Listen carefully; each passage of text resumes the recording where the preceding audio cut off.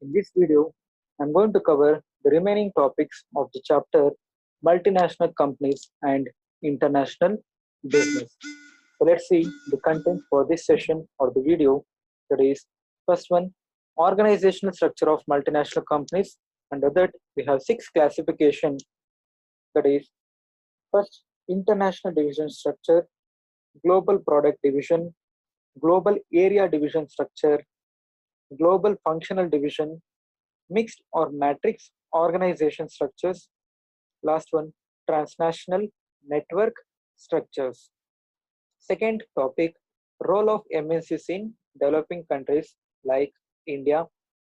Third one, difference between global companies and transnational corporation. Fourth, organizational transformation.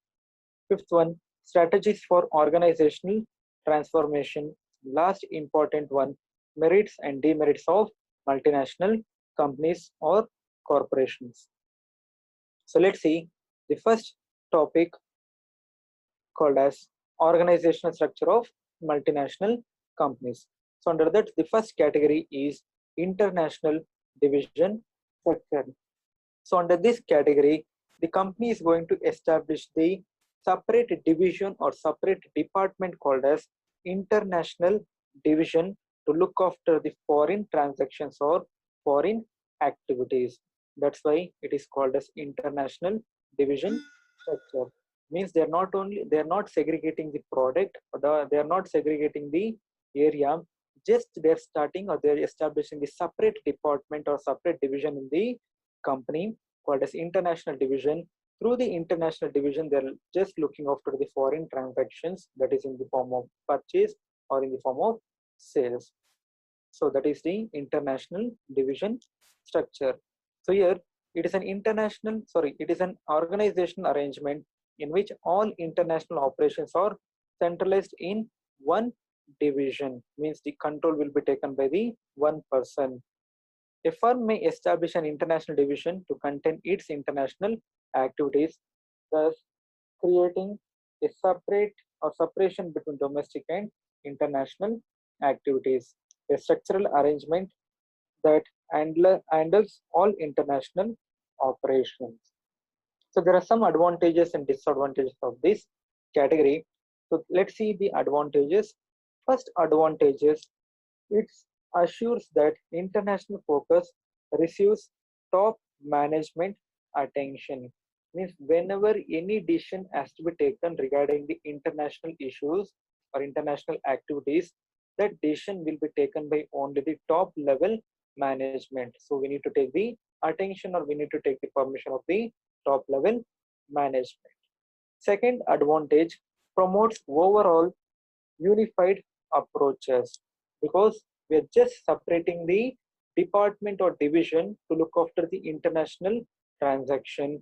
So it is going to promote the overall unified approaches, because we are not segregating the product, we are just segregating the department or the division.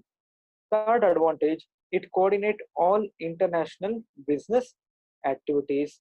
And fourth advantage, it develops international expertise and skills, because we are dealing with the foreign transaction. So with that foreign transaction, we are just getting the advanced skills or the expertise person. So it is the benefit of the country called as home country. Second one, demerits, that is, first demerit, knowledge learned in the host market are not easily transferred back to the parent. So whatever the information or whatever the knowledge which has been learned in the host country where the business has been started, which cannot be easily transferred to the parent company called as the country or the company which has been established in the home country. Second disadvantage, separating domestic and international managers may cause differing objectives. So there will be a problem called as coordination between the domestic managers as well as the international managers.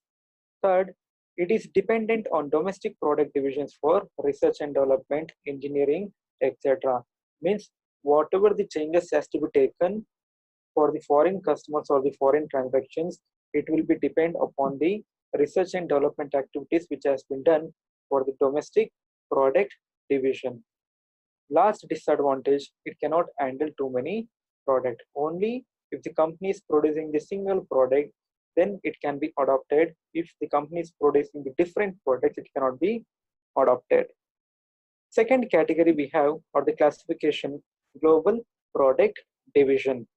So here the name only suggests that the company is going to start the multinational companies in the form of product wise. Means they're just dividing the product, and with the help of the product, they're going to start the multinational companies. So it is a structural arrangement that breaks the firms into divisions by product. So if the company is producing or manufacturing the different products, they can select the one product, and that product can be distributed or it can be sold in the different countries. So this is the chart of the global product division. So if you observe, there is a country called as home country. They're having the different functional areas: production, marketing, finance, and human resources. And they're producing the different products, that is product A, product B, D, C, D, E. And they're selecting the one product, and that product will be distributed to the different countries. So they're just dividing the product, and with the help of the product, they're doing the, or they're entering into the multinational companies. There are some advantages and disadvantages of this category. Let's see the advantages. First advantage, help to manage diversity. Means they're not only concentrating on the domestic country, so with the help of the product, they can easily diversify the product. So they can easily sell the product for domestic country as well as the foreign countries. Second advantage is marketing, production, and finance can be coordinated on a product by product global basis. They can easily estimate what is the marketing activities or what is the finance required for the each and individual product. Third advantage, global product divisions operate as profit centers because they're just dealing with the foreign countries. So with the help of the foreign countries, they can easily earn the more and amount of profit. So it is creating the, or it will be acting as an profit centers, and ability to cater to local needs because they are earning the more profit.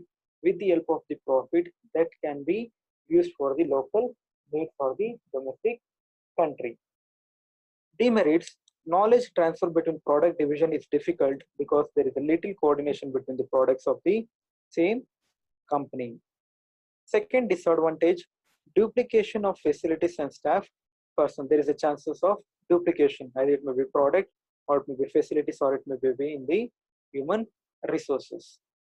Last disadvantage, division managers may spend too much time tapping local rather international market because they're just looking after to the domestic market rather than taking the attention of international market. Means they are giving the more preference for the domestic rather than the international markets. Third category or the classification, global area division structure. So if you observe the name, it says that the global area division structure means the company, they're going to establish or they're going to divide the firm, or they're going to start the multinational companies based upon the area or the locations. So it's a structural arrangement under which global operations are organized on a geographic rather than a product basis. So just they're concentrating on of the establishment of multinational companies based upon the area or the locations. So this is the chart of the global area division structure. Here they're just concentrating on the area or the location rather than on the product basis. There are some advantages of this category or the classification. First one, they can easily make the rapid decisions can be taken because they are just concentrating on the area. So if there is any changes has been taken on the particular area, so they can easily take the decision based upon the environmental situations. Second, it can caters to local market. Third one, focus by region allows the companies to tailor the strategies to the unique requirements of each region. So with the help or with when the company is focusing on the region or the location basis, So whatever the requirement based upon or required, whatever the requirement or the facilities required by the each region, they can easily facilitate or they can be provided.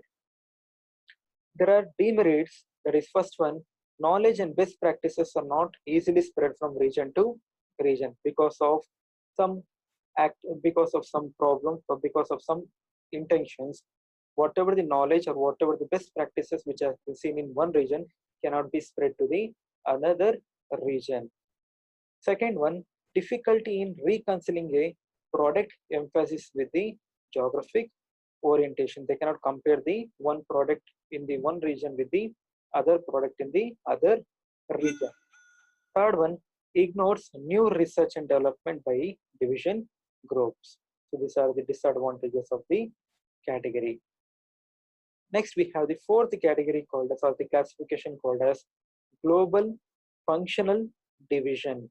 So here, the company is going to segregate or they're going to separate the firm based upon the functional activities. That is, functional activities is nothing but either it may be production, either it may be marketing, either it may be research and development, either it may be finance. So they're just segregating the domestic market as well as the foreign market based upon the functional activities. So this the chart represents the global functional division. So it is a structure that organizes worldwide operations primarily based on function and secondarily on product. So the first preference will be given for the function and the second preferences will be given for the product. This approach is used by the extractive companies such as oil and mining firms. So let's see the advantages and disadvantages. So advantages, first one, helps maximize economies of scale. So economies of scale is nothing but the cost of production will be reduced, and with the help of cost reduction in the cost of production, the profit will be increased. Second, highly efficient. So when they're concentrating on the each functional areas, so they may have the efficient in the production or in the product. Third, gains from being globally integrated as well as locally responsiveness. So they can easily give the preference or they can easily sell the product for the global customers and they can easily concentrate on the local customers too. Demerits, difficulty in managing multiple product lines because they need to separate the functionals for each and every product, so it may be difficult for the huge product lines. Second, coordination of manufacturing and marketing often is difficulty because in the production function, they need to produce the product for the local customers as well as for the domestic customers. So there may be a problem between the manufacturing and marketing. Third one, managing multiple product line can be very challenging because of the separation of production and marketing into different departments. So these are the advantages and disadvantages. Next, we have the fifth category, that is mixed or matrix organization. So here, the company is going to concentrate or they are going to produce the product which is suitable for all the countries. They're not going to separate on the product basis or on the area basis or on the location basis or the functional basis. They're producing the product and it will be distributed among the countries. And so it is a structure which is a combination of global product, area or functional arrangement. It allows the organization to create the specific type of design that meets the needs of the customer. So single design they're going to create. With that, they're going to produce the product and that product will be sold for all the customers across the world or the globe.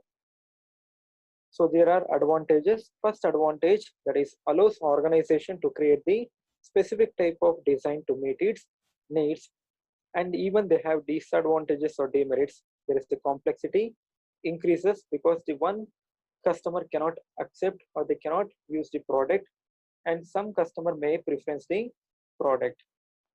Second disadvantages or demerits, difficulty arises in coordinating personnel, means that is the human resources.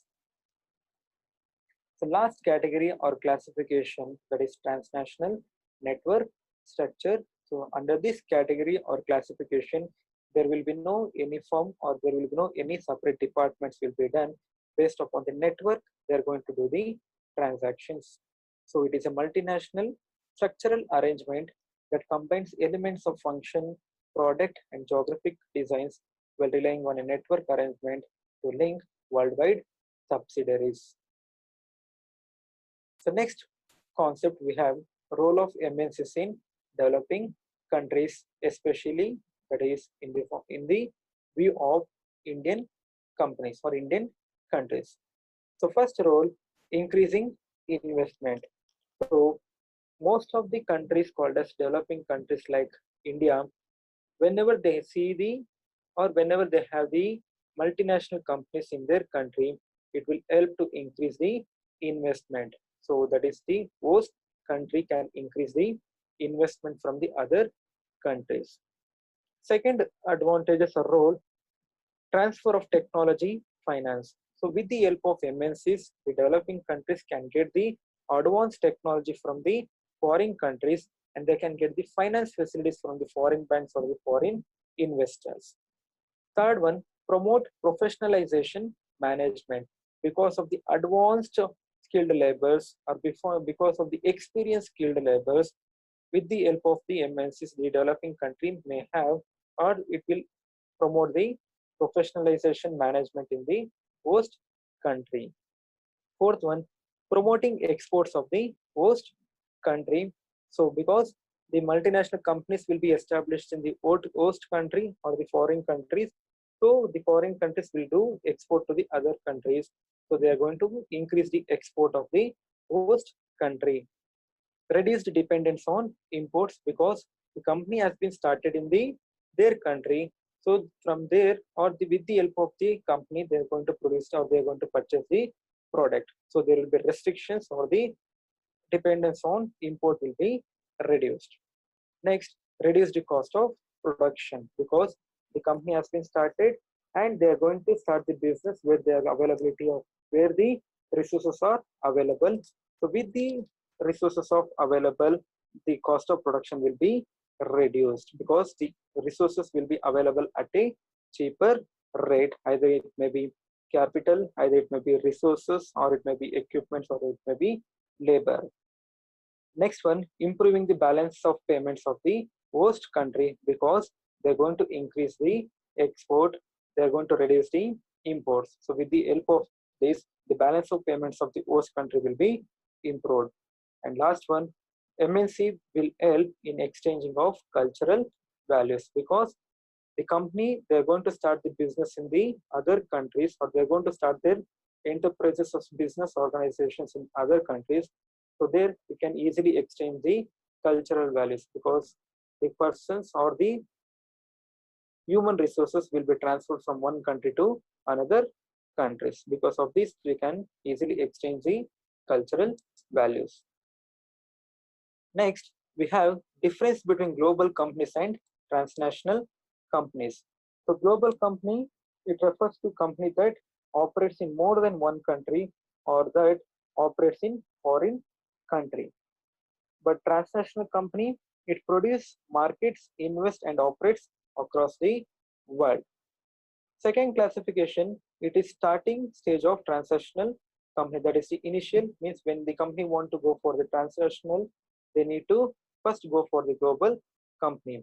And after starting the global company, then automatically they're going to start the transnational company. That's why it is the succeed stage of global company. Third one, it is regionocentric or the global company is regionocentric in its orientation. But transnational company, it is a geocentric in its orientation based upon the regions or based upon the global area or across, they're going to consider all over the world or they're going to take the preference of the globe and they're going to produce the product. Fourth difference, it analyzes the product or process development to ensure competitive advantage. But the transnational company, it analyzes opportunities regarding the availability of resources, customers, market, technology. So these are the difference between the global companies and transnational companies. Next, we have the meaning called as, or the word called as, organizational transformation. So there is a chance of asking for 2 marks question. What is the meaning of organizational transformation? So to say in simple term, organizational transformation is nothing but the company, they are going to change their product, or they're going to change their process, or they're going to change their marketing activities to adopt or to fix with the foreign countries, or to fix with the foreign businesses. So organizational transformation is nothing but just they're going to adopt the activities called as, they're going to re-engineering or redesigning and redefining their business system to fix with the, or to cope up with the foreign businesses. So organizational transformation, it is a term referring collectively to such activities as re-engineering, redesigning, and redefining business system. Thus, organizational transformation is the process of profound and radical change that orients an organization in a new direction and takes to an entirely different levels of effectiveness, because they need to face the competition of the foreign customers. So they need to change their process, or they need to change the product activities or production process. So that is called as organizational transformation. Next, there are certain strategies of organizational transformation. First one, they need to transform the, or they need to transform through values. That is, it may be society value, human urges, and guiding force of the company. They need to change the values. Second, transformation through organizational development. Either it may be in a large scale, or it may be in a small scale. They need to change the organizational development. Third one, transformation through re-engineering, means they need to change the production process. That is, it is revolutionary, challenging the operation and even existence of the fundamental process. They need to change the existing process with the future process, or the advanced process. Fourth one, transformation to competitive benchmarking, means it is the continuous process of measuring products, services, and practices against the toughest competitions. Means they need to set the standard with the competition, or with the foreign companies, and they need to check whether they are meeting the standards or the competition of the foreign companies. So they need to do the transformation through the competitive benchmarking. Last one, transformation of Six Sigma, that is, it focuses on achieving the results with highly trained employee. So they need to take the overall development, or they need to change the overall process. So these are the strategies of organizational transformation. Last topic, we have advantages of MNC. Here we have seen the merits to host country as well as the home country, means where the company has been started, that is the country where the company will be started, subsidiary company will be started, and the company where the parent or the main company has been started, it will be called as home country. So let's see what are the merits to host country. First one, through capital investment, MNC helps to increase the investment levels in the host country. Second advantage, MNC helps in the transfer of technology, especially to the developing countries. Third one, it helps in enabling the export and decrease their imports. Fourth, it helps to increase competition and break monopolies in the host country. Fifth one, they help in the better utilization of resources available in the host country. And sixth, MNC create more employment opportunities. And last one, they help in providing superior quality products to the people. So these are the common advantages to the host country. where the company has been started as a subsidiary. Next, we'll see the merits to home country, means where the main company or the headquarters of the company is located. The first merit to home country, it can acquire raw materials from abroad at lower prices. Second, it can acquire technology from the other countries too. Third one, it can acquire management expertise from the other countries like professionals or the human resources. Next, it can export components and finished goods to foreign markets. It can derive huge income from the overseas dividend, licensing fees, royalties, and managerial contracts. These are the different incomes can be get by home country business. And last one, job and career opportunities at home are increased through increasing overseas operations because they're just concept. They're not only concentrated for the domestic, even they're concentrating for the foreign markets. So the production will be more, and with the help of the production, with the increase of the production, they can easily create the job opportunities not only in the home country but also in the host country too. Next, we'll see the disadvantages of MNC. First, disadvantages to the host country. Technology developed by MNC does not meet the needs of the developing country as it is mostly capital intensive. So capital intensive is nothing but it requires most amount of capital, so it cannot be bear by the host country. Second, MNC may kill domestic industry by monopolizing the host country's market, means which is already established by the or which the business which has already established in the particular country, it can be affected by the MNCs. Third one, they exploit the resources of host country. Fourth, a large number of or large sum of money flows to the foreign countries in terms of payment towards profit, dividends, and royalty. So it may be disadvantages for the host country. Fifth one, due to political interference of the government from the host country, MNCs suddenly withdraw their capital. With that condition, there may be a problem of unemployment, or with the problem of it may be a problem for the country too. And last disadvantage, MNC do not operate within the national autonomy and sovereignty. As such, MNC operations affect the functioning of the host country government. Next, last one we have demerits to home country. So demerits, MNC countries or MNC companies transfer the capital from home country to various host country, causing unfavorable balance of payment. That is called as foreign direct investment. Second, MNC may not create employment opportunities to the people of home country if it follows the geocentric approach or polycentric approach. So geocentric approach or polycentric approach is nothing but wherever the company they get the talented people or the skilled people, they can easily appoint them and they can provide the job opportunities.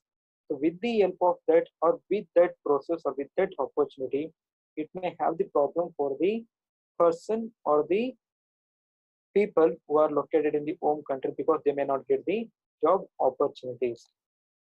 Third one, MNC may neglect home country's industrial and economic development as it invests in the more profitable countries. And last disadvantage, it may bring the cultural from foreign countries, which is determinantal to the interest of the home country. It may not be matched to the home country cultures. Thank you.